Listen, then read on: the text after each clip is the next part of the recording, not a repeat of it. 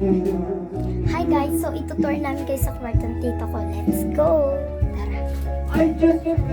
Open natin yung door. Wow! So, sara natin. Yeah. So, yan. Tiles siya.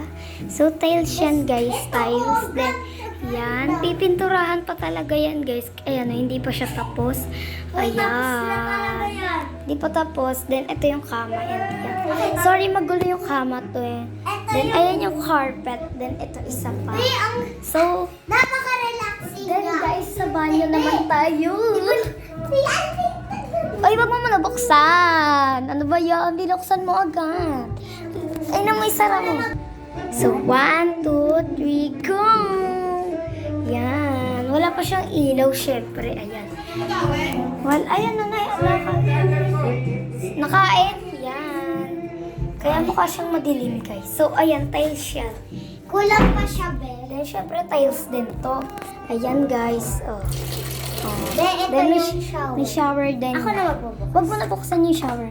So, ayan yung shower. Then, yun. Ito. Then, ayan. Ano ba yan? Ayan. Be, ang dami no, diba? Yan. Sara na natin, guys. Syempre. Nakaka-relaxing siya, Be. Minsan, dito kami natutulog. Yes. So, ayusin natin yung kama, guys. So, ayusin natin syempre yung Tapos kama. ito yung aayusin Ayusin ko makita. So, yan. So, yan, guys.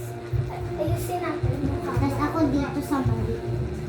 Kasi di pa ako marunong maglinis sa malaki.